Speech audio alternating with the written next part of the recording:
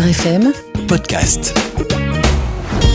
Vivre FM, Vivre FM. vous écoutez Il était une fois la différence sur Vivre FM, Marjorie Philibert. Bonjour à toutes et bienvenue sur Vivre FM. Comme chaque mardi matin à 9h, je suis ravie de vous accueillir en direct pour vous présenter l'émission Il était une fois la différence. Une émission consacrée aux héros et aux héroïnes de leur vie qui ont su faire de leur différence une force et viennent témoigner de leur résilience par le prisme de leur réalisation personnelle. Ce matin, nous nous intéressons à un phénomène de société majeur en France qui constitue près d'un foyer sur 3, 4, les familles monoparentales.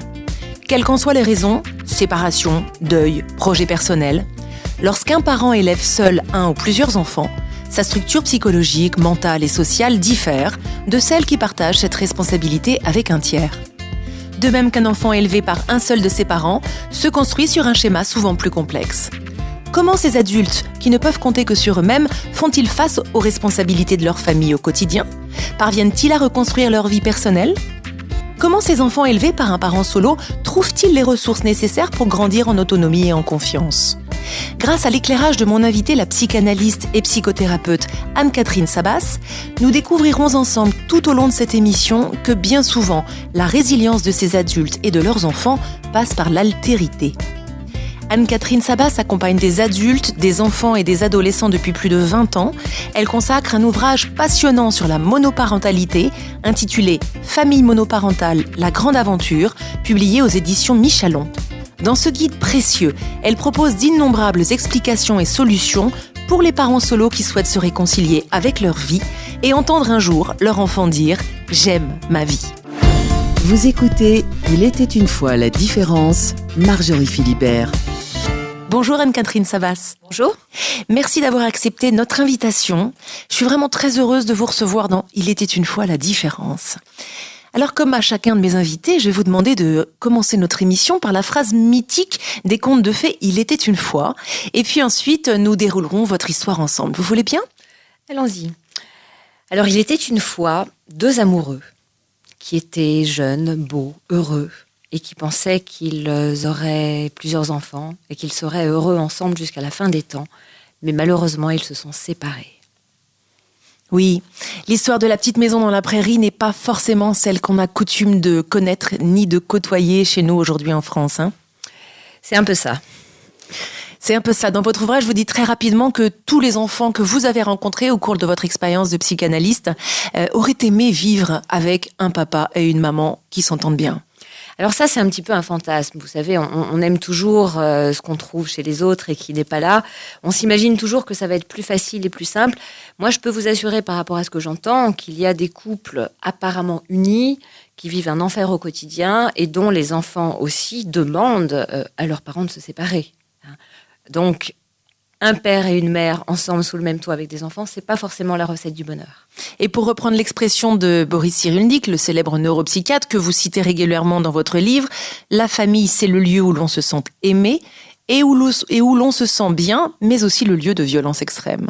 Oui, c'est le lieu de la violence extrême parce que c'est le lieu où on aime le plus, où les attachements sont les plus forts et donc les attentes les plus fortes. Parce que je ne sais pas si vous avez remarqué, mais on attend en général beaucoup plus des gens qu'on aime et qui nous sont proches que de la boulangère du coin. Bien sûr. Voilà. Et donc, nos parents, nos enfants sont ceux qu'on charge de beaucoup de missions qu'ils ne sont pas forcément capables de remplir.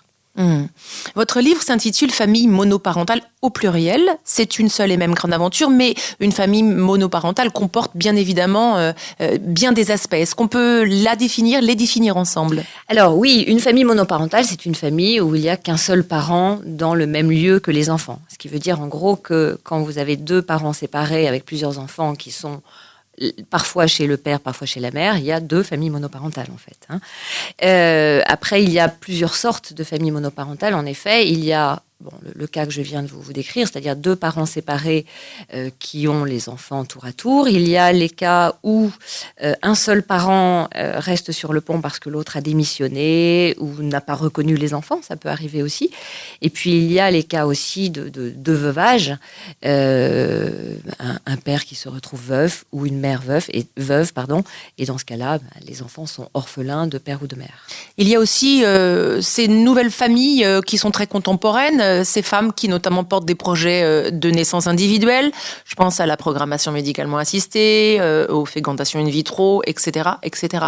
Tout à fait, j'en parle dans mon livre d'ailleurs au début parce que Oui. j'ai voulu commencer par recenser un petit peu les cas de famille, donc je parle aussi de celle-ci, en mettant un peu en garde aussi, et il m'est arrivé, même si évidemment je n'ai pas à juger les choix de chacun, mais il m'est arrivé de dire à certaines de mes patientes qui envisageaient peut-être de passer de faire ce choix-là, qu'il était important qu'elles réfléchissent à comment elles allaient gérer la situation après.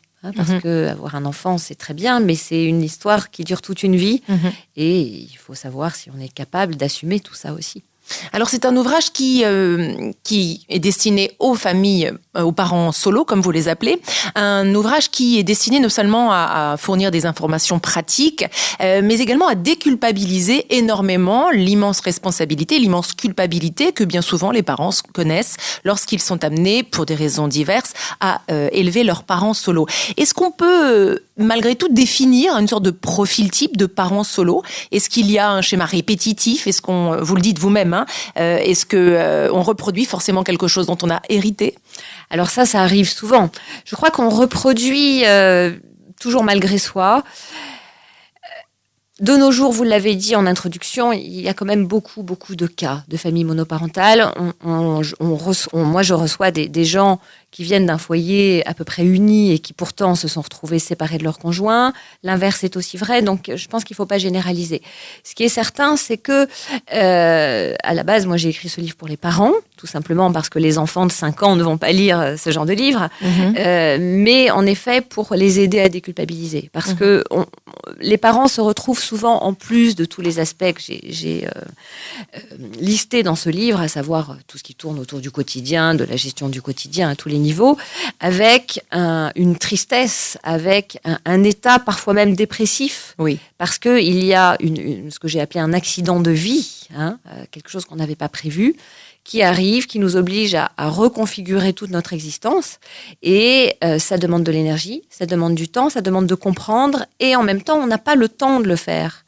C'est-à-dire que quand vous avez, je pense à quelqu'un que je connais, 3 enfants au quotidien, dont le petit dernier qui a 3 ans et demi et qui demande bien sûr du temps, de l'attention, vous n'avez pas le temps ni souvent les moyens financiers de faire une pause, d'aller voir un psy, de vous interroger, de prendre des vacances parce que vous êtes en permanence sur le pont.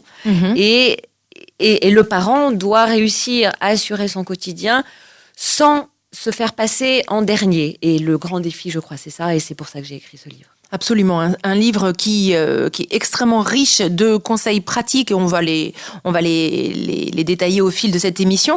Mais un livre, moi j'ai retenu une phrase que vous avez écrite en toute fin de livre, après ces 300 presque pages, un livre qui une phrase qui est comme une confession où vous dites que finalement, après, à force d'avoir rencontré toutes ces femmes désespérées qui ont consacré leur vie dans leur parentalité et de voir leurs gamins qui à 15 ans veulent rejoindre leur père parce que mon papa c'est le héros, ces femmes qui n'ont plus goût en rien, qui n'ont plus goût finalement en l'amour ni en elles-mêmes, eh bien vous leur redonnez le sens de la vie, vous leur dites l'existence, je vous cite, l'existence n'est pas compromise, elle se transforme et elle peut devenir la plus belle opportunité de notre vie à condition qu'on se souvienne de vivre. Et en cela, c'est extraordinaire. On se souvient de vivre. J'ai une petite histoire à vous raconter. J'ai une de mes patientes qui a élevé son fils seul. Son compagnon est décédé alors que l'enfant avait, je crois, 6 mois d'un accident de moto. Et elle a élevé son fils très bien. Elle s'en est très, très bien sortie, mais avec beaucoup de sacrifices qui, d'ailleurs, ont eu des impacts assez négatifs sur sa santé. Et elle me raconte un jour que son fils, après une longue discussion, lui dit « Tu sais, maman, je suis vraiment fière d'être ton fils. » Et elle pleurait en me disant ça. J'ai trouvé ça tellement joli, tellement beau et très émouvant. Parce qu'effectivement, après avoir traversé une phase inévitable qui est la phase du deuil, va avoir lieu une phase de reconstruction et on va y venir. Alors, et quelle serait justement, Anne-Catherine Sabas, la première phase nécessaire pour tout parent qui se retrouve parent solo, encore une fois, quelles que soient les conditions, pour assumer finalement cette situation? Est-ce qu'il y a un deuil à faire? Alors oui, et comme dans tous les processus de deuil, je ne sais pas si vous avez entendu parler des étapes du deuil. Il y a des étapes dans le deuil, le déni, la colère, la négociation, la tristesse et enfin l'acceptation à la fin, la première chose, c'est sortir du déni. C'est-à-dire arriver à faire un état des lieux le plus lucide possible sur la situation. Parce que nous voyons souvent des couples qui sont séparés, mais sans l'être vraiment. On ne sait pas trop. J'ai encore entendu ça la semaine dernière. On est séparés, mais on continue à passer les Noëls ensemble et à partir en vacances ensemble. Et les enfants ne comprennent plus. Alors ça peut être très sympathique, surtout si on a gardé des bons rapports avec l'ex-conjoint, ce qui est évidemment ce qu'il faut souhaiter pour tout le monde. Mais l'ex-conjoint reste l'ex-conjoint. C'est-à-dire qu'on n'a pas à continuer à partir en vacances avec lui. Donc voilà, pour répondre à votre question, le plus important, c'est d'ouvrir les yeux et de comprendre que ça y est, on est séparés, la vie va être différente et il va falloir construire autrement sur d'autres bases. Et cela pour soi-même, mais également pour notre enfant, parce qu'en cessant de vivre dans le passé, on libère notre enfant. Et ça, c'est ce que j'ai voulu montrer aussi dans le livre à plusieurs reprises, c'est que les deux sont liés. Un enfant est toujours en connexion inconsciente avec ses parents. C'est-à-dire que chaque fois que le parent va dépasser quelque chose, va guérir quelque chose, ça va avoir un impact sur l'enfant. Donc, est-ce qu'on le fait pour l'enfant, est-ce qu'on le fait pour le parent ? Les deux sont vraiment tellement liés que c'est un petit peu difficile de répondre. Absolument, mais tant qu'ils n'ont pas conscience que le parent n'a pas fait son deuil, lui-même ne fera pas le deuil de ce couple idéal. Voilà, sauf s'il s'agit d'adolescents, comme j'en reçois parfois, qui disent de toute façon, maman, elle se fait des idées, papa reviendra jamais, il serait temps qu'elle passe à autre chose. J'ai entendu ça aussi. Parce que les enfants, parfois, sont plus éveillés que nous. Bien sûr, mais l'enfant, on a toujours entendu dire que l'enfant garde toujours un espoir secret que les parents reviendront un jour ensemble. Oui, et d'ailleurs, on a parfois des enfants qui traversent une période très difficile le jour où un des deux parents trouve un autre conjoint ou se remarie, même si il est déjà en couple depuis des années, mais le jour où on annonce qu'il y a un petit frère ou une petite sœur qui va arriver, là, il y a un cap à passer, parce que ça signe vraiment que là, ça y est, il n'y aura plus de retour en arrière possible. Et ça, c'est finalement libérateur. Oui. Comme tous les caps de nos vies que nous acceptons de passer courageusement, parce qu'on ne peut pas se battre contre la réalité. On ne gagne jamais. Il faut l'accepter. Et une façon de l'accepter, lorsqu'on vit soi-même une situation de séparation, quelle qu'elle soit, c'est de l'accepter. Et en fait, pour l'accepter, il y a toute une phase que vous expliquez bien, c'est également de pardonner.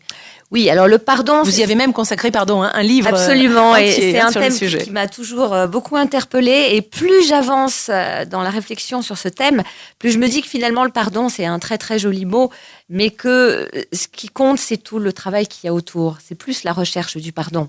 Parce qu'en fait, qu'on pardonne ou qu'on ne pardonne pas, je crois que ce qui est important, c'est de faire la paix avec soi-même. C'est-à-dire que le pardon, et c'est aussi ce que je dis dans le livre sur le pardon, c'est avant tout un chemin de réconciliation avec soi-même et avec son histoire.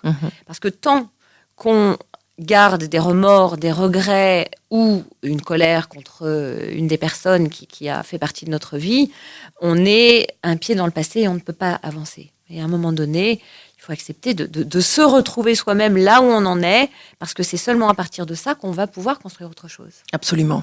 Déculpabiliser cette situation, c'est également une seconde étape. Oui. Quelles sont les solutions pour arriver à justement déculpabiliser, de faire vivre une souffrance à son enfant ou ses enfants ? Alors déjà, je vais me permettre de reformuler votre question, c'est déjà comprendre qu'on ne fait pas vivre une souffrance. C'est-à-dire que c'est la vie et l'incompatibilité entre deux personnes à un moment donné qui va faire que la séparation va être la seule solution possible.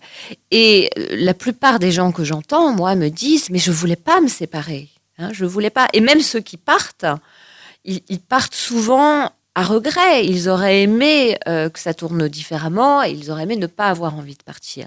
Donc les parents ne sont pas responsables, les parents sont aussi victimes.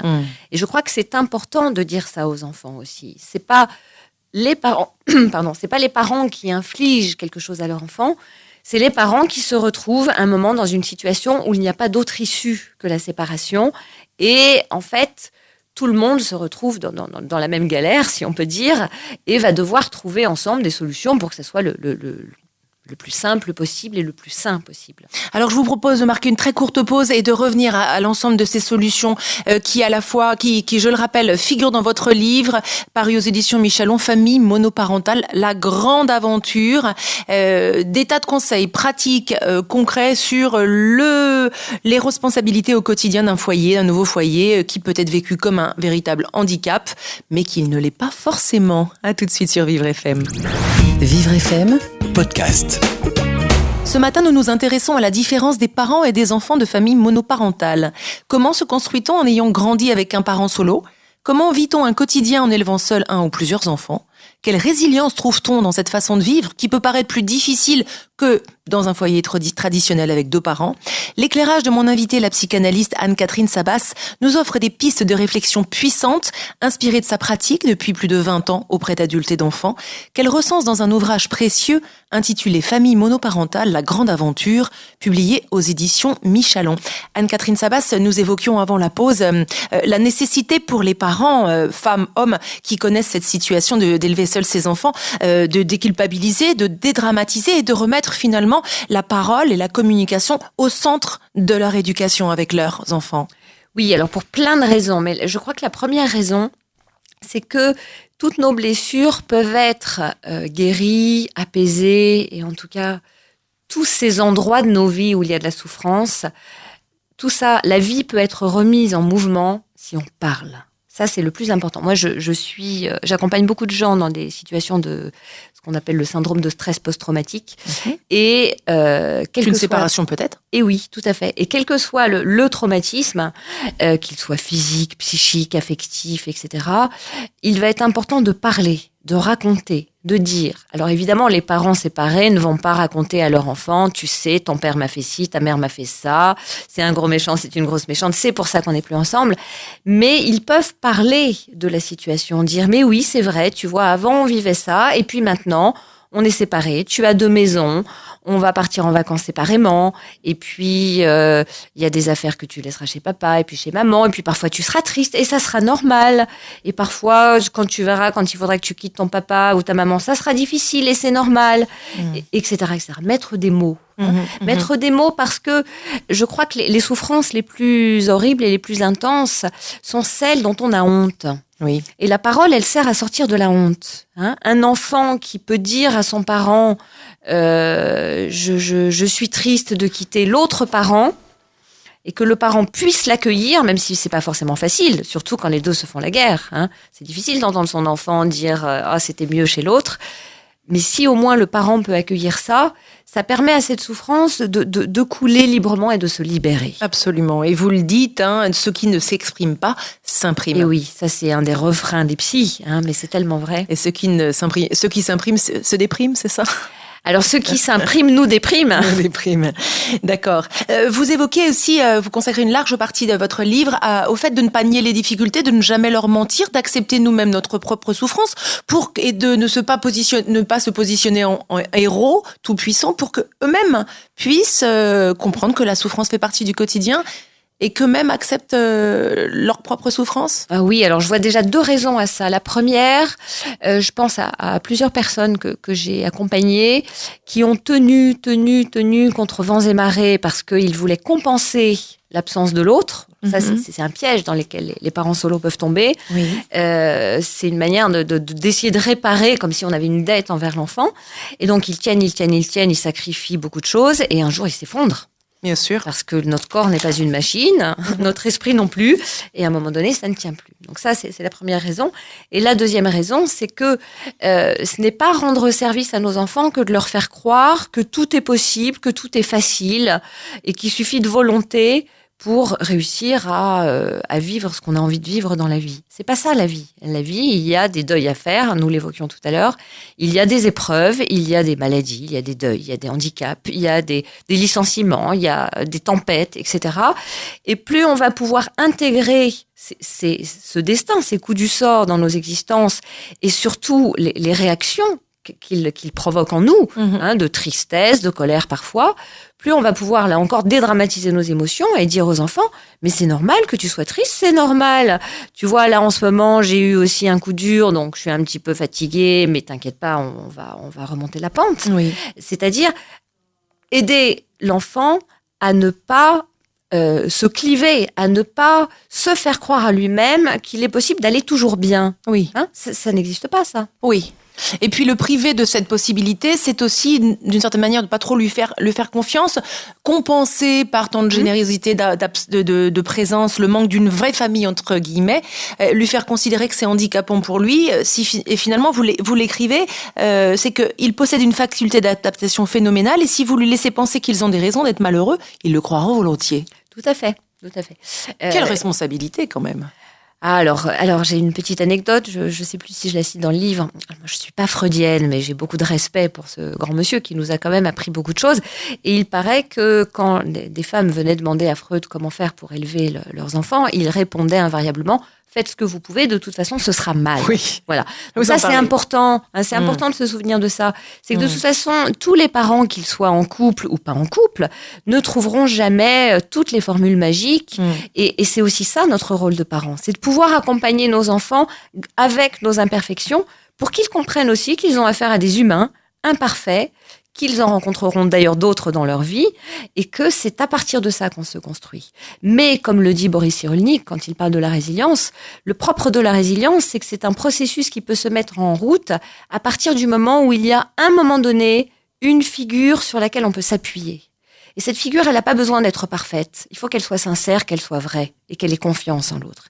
Et qu'elle ait confiance en sa capacité, justement, à rebondir et à faire quelque chose de cette situation.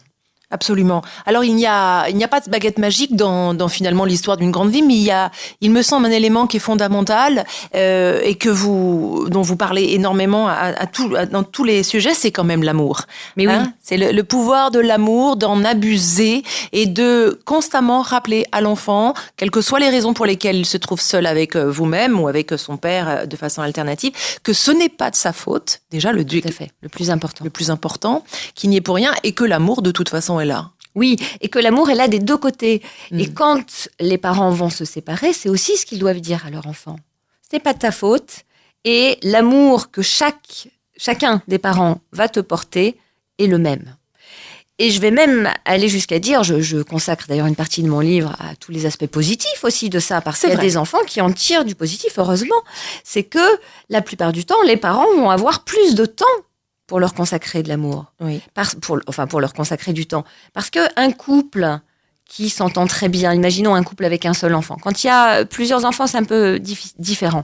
Mais un couple qui s'entend très bien, il va passer du temps ensemble.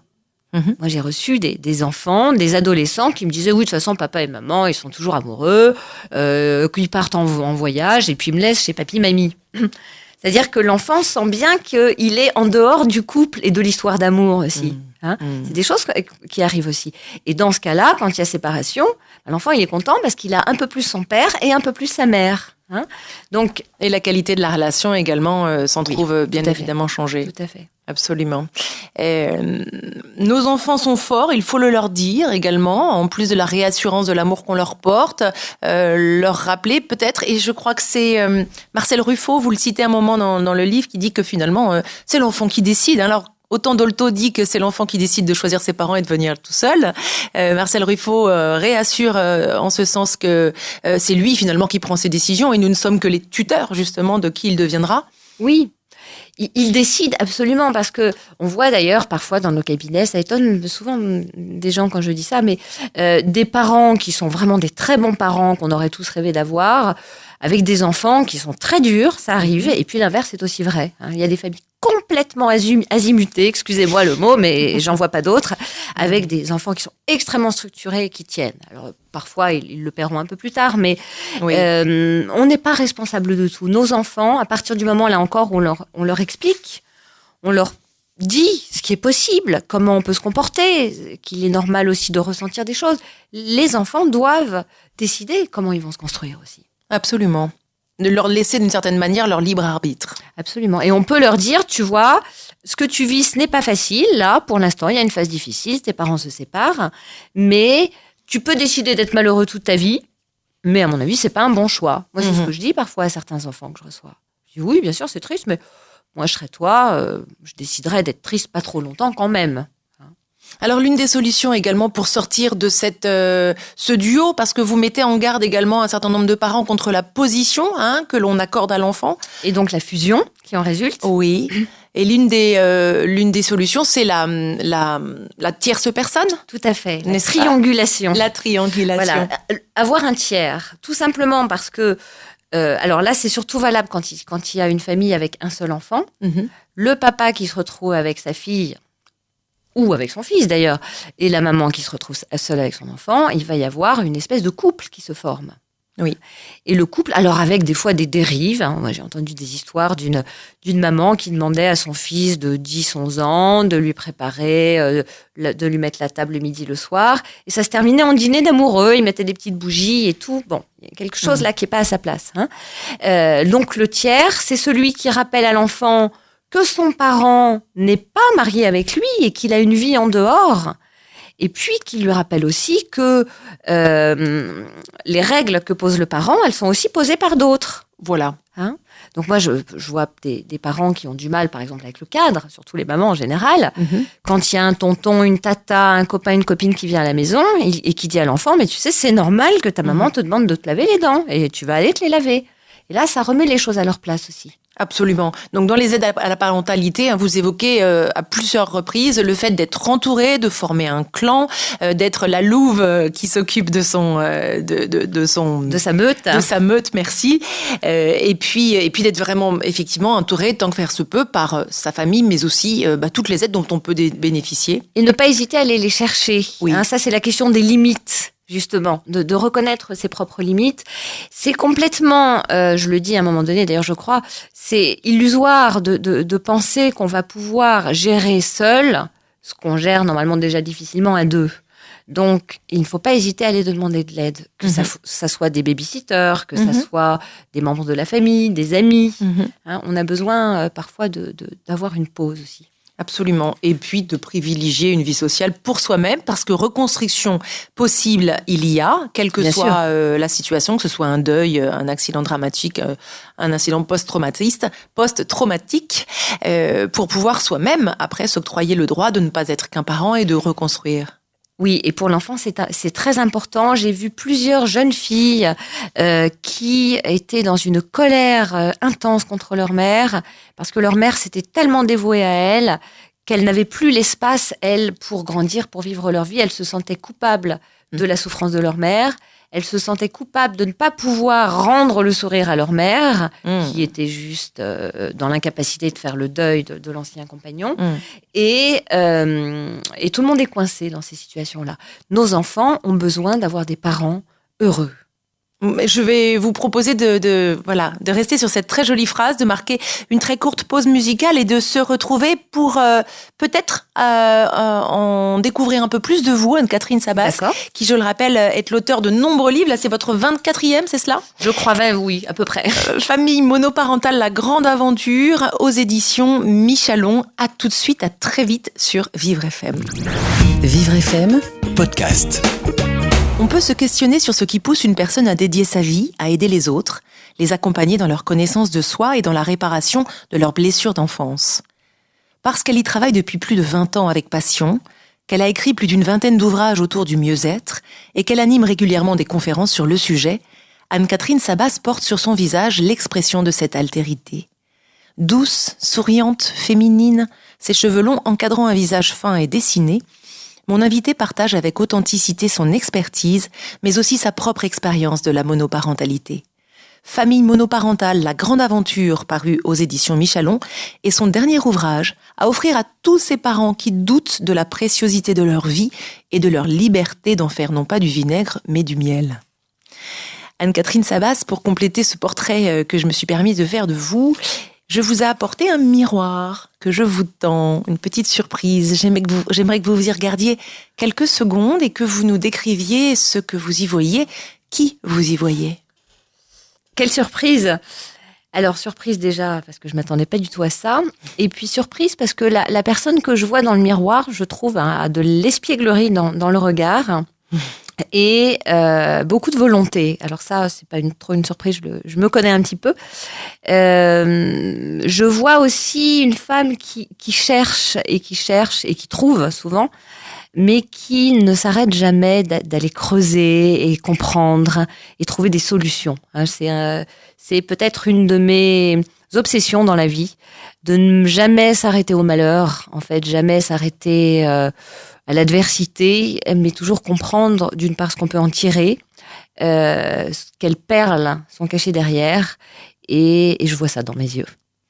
C'est l'une des quêtes de votre existence. Tout à fait. Et d'ailleurs, j'anime régulièrement des formations ou des conférences sur le thème de transformer la crise en opportunité. C'est bien de ça dont il s'agit à travers votre livre, transformer la crise qu'une famille monoparentale vit en construisant son foyer sur 2 pieds et non pas 3 pieds, mais parvenir à la dépasser et à la transmuter. Oui, une opportunité aussi de resserrer des liens. Parce que dans les familles monoparentales, on voit évidemment des liens qui se tissent différemment parce que le parent aussi va investir son enfant différemment. Il a besoin de parler. Il y a souvent beaucoup de dialogue dans ces familles-là.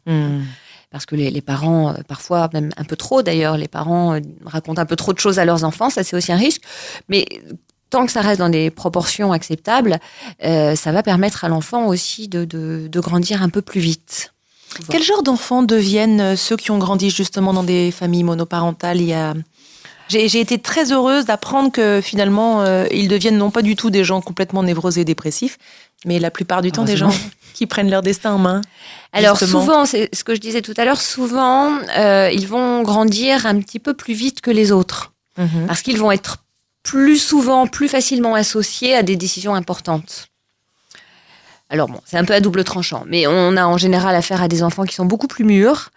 Alors après, il y a des enfants qui vont investir les relations beaucoup plus importantes, parce qu'ils ont forcément souffert à un moment donné de la séparation des parents, et parfois même des mauvaises relations qu'ils auront par la suite avec un des conjoints, parce qu'on ne l'a pas abordé dans l'émission, mais les familles monoparentales, enfin les parents séparés ne s'entendent pas toujours très bien quand même. C'est-à-dire qu'il y a des situations où ça se passe bien, on n'habite pas trop loin l'un de l'autre, on s'organise, il y en a un qui respecte pas tout à fait la garde, mais c'est pas grave, on échange un week-end, j'ai oublié les affaires de gym chez l'un, mais c'est pas grave, on va les chercher demain. Bon, mais c'est pas malheureusement la majorité, et donc il y a des enfants qui se retrouvent un peu privés d'un des parents, parce que le parent va discrètement démissionner.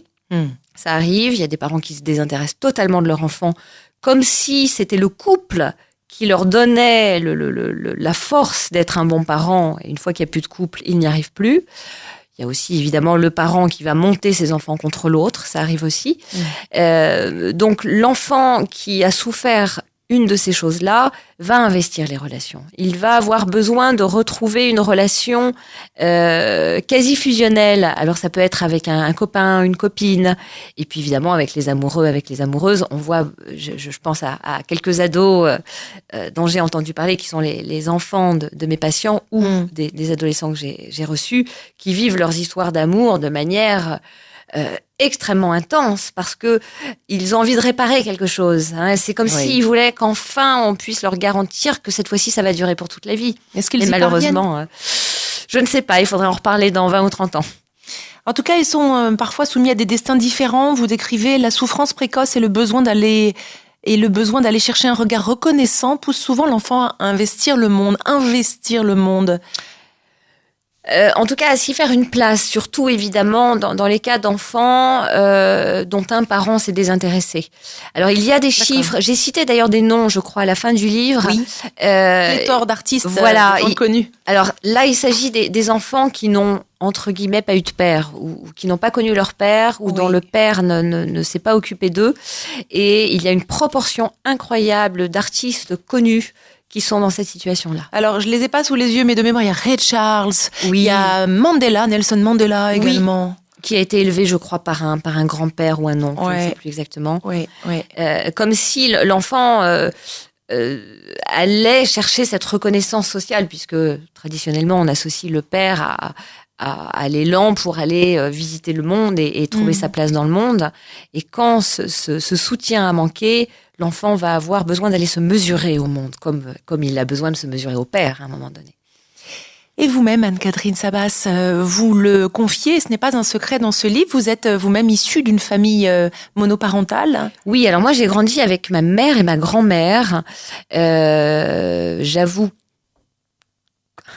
comment dire ça, ma grand-mère m'a énormément marquée en positif et je pense que la plupart de mes qualités d'altruisme en particulier m'ont été transmises par elle. C'est une grand-mère, vous aussi, vous voulez maternelle. bien en parler. Oui. Voilà, vous y consacrez un petit chapitre. Hein. Oui, tout à fait. C'est une grand-mère qui elle-même d'ailleurs n'avait pas eu beaucoup de chance dans sa famille puisque sa mère ne l'aimait pas, elle le disait clairement, et son père ne l'a jamais reconnue. Voilà. Et elle est devenue un grand nom du social. Elle a fait beaucoup de choses pour les autres durant toute sa vie. Alors moi, comment j'ai vécu ça ? Je pense que ça m'a amenée à rechercher la compagnie des hommes, en fait. C'est-à-dire que moi, j'ai eu dans ma vie peut-être plus d'amis hommes que femmes. Parce que j'avais manqué de présence paternelle et contrairement à des femmes, malheureusement il en existe, qui ont été tellement déçues par les hommes qu'elles ne veulent plus en entendre parler, moi ça n'a jamais été mon cas. Parce que j'ai toujours voulu peut-être donner une chance à l'homme parce qu'il m'avait manqué. Voilà, c'est un petit peu comme ça que je l'ai vécu essentiellement. Mais j'ai eu une maman qui a eu beaucoup de mal à s'en remettre par contre. D'accord. Voilà. Alors, pour continuer à vous connaître, je vous ai demandé d'apporter un objet intime, un objet auquel vous tenez énormément. Vous pouvez me le montrer ? Alors, il s'agit d'un cristal. J'aime beaucoup les minéraux et c'est un cristal qui vient du Tibet. C'est du quartz. Alors, pourquoi j'ai amené cet objet ? Transparent, qui mesure... Je sais pas combien il mesure, une petite dizaine de centimètres. 9 centimètres. Ouais. Alors, j'ai beaucoup de cristaux, en fait, chez moi, et j'ai choisi celui-ci parce que le jour où je l'ai acheté, dans la même semaine, j'ai revu un des épisodes de Star Wars, où il est question de Jedi, entre autres. Et quelque chose m'est venu, je me suis dit, tiens, c'est une épée de Jedi. Alors, pourquoi c'est une épée de Jedi ? Parce qu'une épée de Jedi, on peut imaginer que c'est quand même un peu plus grand. Mais c'est que j'ai associé ce cristal, en fait, à la nécessité de toujours choisir le bon côté de la force. Voilà. C'est quelque chose qui m'est venu un jour. Et il m'est arrivé dans ma vie, comme tout le monde, d'avoir des moments où on se dit, je suis confrontée à des choses tellement difficiles. Et moi, j'entends des horreurs, évidemment, dans mon cabinet. Et parfois, continuer à croire en l'être humain, il y a des moments où c'est plus difficile et où on se dit qu'on pourrait vraiment basculer dans la colère, dans l'amertume. Et quand je sens que j'ai une petite tentation d'être découragée, je prends mon épée de Jedi et je la mets sous mon oreiller pendant la nuit. Et c'est le moyen que j'ai trouvé pour me rappeler de toujours choisir le bon côté de la force. Voilà. C'est magnifique. C'est mon outil de résilience. C'est votre outil de résilience, tout comme le livre que vous venez de nous présenter, Famille monoparentale, la grande aventure, chez Michalon, sera l'un des outils, je crois, de résilience, en tout cas de compréhension, de connaissance de soi, de la situation pour les parents solos qui traversent cette tranche de vie. Je l'espère. C'est le but, en tout cas. Alors, il nous reste très, très peu de temps, mais on n'a pas évoqué le poids de l'héritage. Et je sais que vous vous intéressez beaucoup à la psychogénéalogie, aux mémoires systémiques. On n'a pas encore abordé cela. Quid, quand même, en une minute, c'est très difficile, bien sûr, mais quand même, de la part d'hérédité et de comment peut-être se défaire aussi de ces mémoires, si tant est qu'on y croit. Alors, se défaire de ces mémoires, la première chose, c'est évidemment de les reconnaître. C'est-à-dire que quand on décide de s'interroger sur pourquoi on en est là dans sa vie, la première chose à faire, c'est de se demander qu'est-ce qui, dans nos croyances, nous a amené à choisir tel type de partenaire, déjà, et puis peut-être à avoir tel type de comportement. Il y a des familles où on transmet l'idée que de toute façon, le couple, ça n'est pas possible, que les hommes sont tous des ceci, cela, que les femmes sont toutes des ceci, cela. Et nous sommes marqués par toutes ces croyances dans lesquelles nous avons baigné, qui ne sont pas forcément les nôtres, mais encore faut-il le reconnaître. Donc évidemment, quand il s'agit d'aller s'interroger sur sa vie, il faut aller revisiter tout ça et se demander qu'est-ce qu'on garde là-dedans. Est-ce que ces croyances sont les nôtres ? Oui. Ou est-ce qu'elles étaient celles de notre père, de notre mère, de notre tante, de notre grand-mère, peu importe, et décider de les rendre à leur propriétaire. Et vous terminez ce livre, alors c'est vraiment un sujet qui mériterait toute une émission, d'ailleurs je serais ravie de vous recevoir avec plaisir à ce sujet. Vous terminez votre livre, pour lequel nous nous rencontrons aujourd'hui, par de très très jolis mots, notamment « L'avenir vous appartient ». Pas de honte, vos enfants sont fiers de vous, vous êtes seul responsable, ne leur faites pas porter la responsabilité de votre bonheur. Vous priez, allez voir un psy, guérissez, c'est vital pour vous et pour vos enfants. Mais oui. Alors, si je n'étais pas convaincue qu'aller voir un psy est quand même une bonne idée, j'aurais peut-être choisi un autre métier. Évidemment, aller voir un psy, aller trouver quelqu'un pour faire le point, pour vous réconcilier avec vous-même, et puis pour retrouver l'énergie qui vous permettra de trouver la bonne posture face à vos enfants. Parce que souvent, et tous les parents, qu'ils soient monoparentaux ou pas, le savent, parfois on a les mauvaises réactions. Moi, je suis maman aussi. On a des mauvaises réactions tout simplement parce qu'on est fatigué, on est stressé. Et il suffit qu'on ait un peu vidé son sac sur les problèmes du quotidien pour pouvoir être mieux à sa place et tout simplement plus joyeux. Parce que nos enfants ont envie qu'on soit joyeux. Et ça, c'est les plus belles choses qu'on peut vivre avec eux, qu'on soit séparés ou pas. On n'a pas besoin de l'autre pour être joyeux avec nos enfants. Et vous écrivez pour terminer, l'amour est le meilleur engrais qu'il soit, et le temps fera le reste. Oui, et nous savons, pour l'avoir souvent vécu, que c'est quand nous sommes adultes que nous reconnaissons tout ce que nos parents nous ont transmis, que nous décidons enfin de leur pardonner pour ce qu'ils ne nous ont pas transmis. Et ça, c'est l'effet du temps. Merci infiniment Anne-Catherine Savas d'être venue. Merci à vous de votre invitation. Dans cette émission, il était une fois la différence. Je rappelle votre livre chez Michalon Famille monoparentale, La Grande Aventure, en prévision de nombreux autres ouvrages. Et nous vous recevrons évidemment avec plaisir. Merci. Merci à vous de nous avoir écoutés. Cette émission sera en podcast dans quelques instants. N'hésitez pas à la partager si le sujet vous a intéressé. Et à la semaine prochaine sur Vivre FM. Vivre FM Podcast.